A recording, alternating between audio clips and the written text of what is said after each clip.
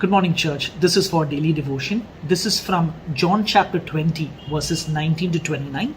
This passage speaks about an event that takes place after Jesus' resurrection, where the disciples were assembled at a place and Jesus appears to them. And Jesus shows them his hands, his nail-pierced hands and his side. And the moment they see it, the disciples began rejoicing.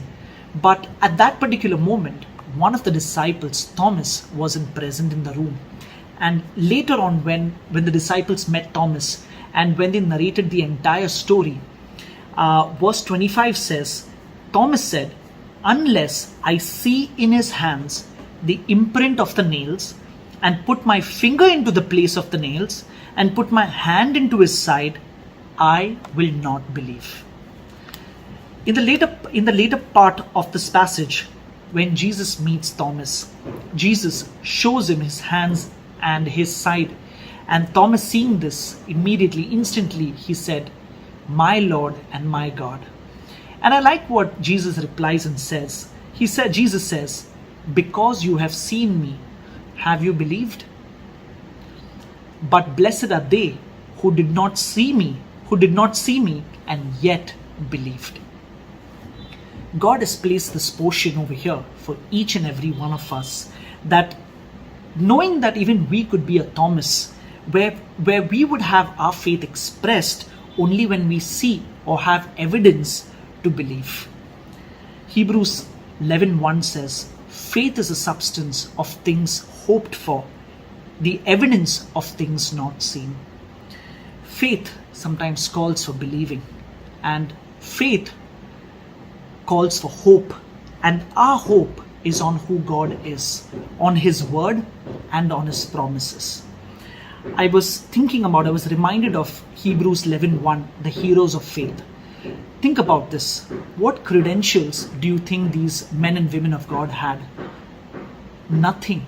But one thing that stood out among each one of them was that each and every one of them had faith, which was a substance based on things not seen. Think about another example about Elijah. Elijah was a great example of faith, where he knew who his God is and what his God can do. And that is why he called upon God against 800 prophets of Baal single-handedly.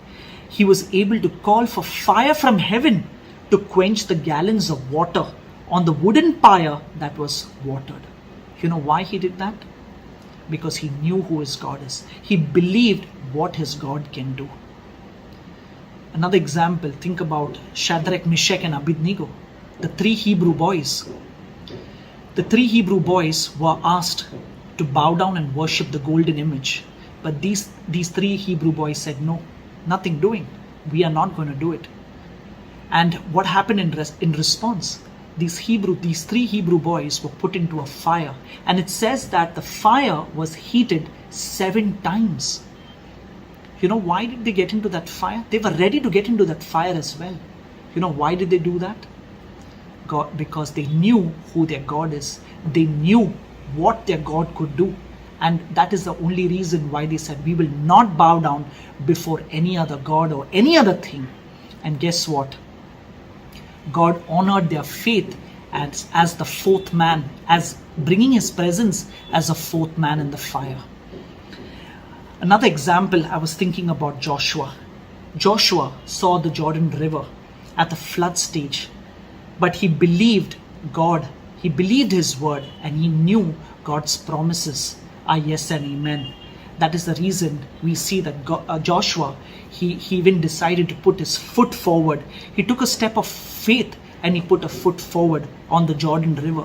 And God honored it, and God parted the Jordan River. You know, church, every day of our lives, we may go through situations in our lives, and we may sometimes come across situations in terms like Goliaths in our life. It could be a Jordan River in our life. It could be a wall of Jericho before us. But at that particular moment, one thing that I would say is that let us not look at these problems and situations as a reason for us to doubt, like how Thomas did. But we need to hold fast to our faith. We need to hold fast to our faith, believing in that who our God is and what our God can do.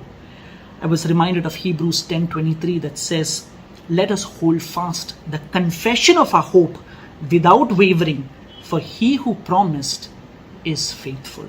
So church, today as we begin a new day in each one of our lives, and we may go through different situations, we may go through different problems and situations in our lives, but we as Christians, we need to live a life of faith, and we need to turn every situation that comes across before us, we need to turn these situations into a testimony of believing and of faith. Amen. Have a wonderful day and a beautiful week ahead.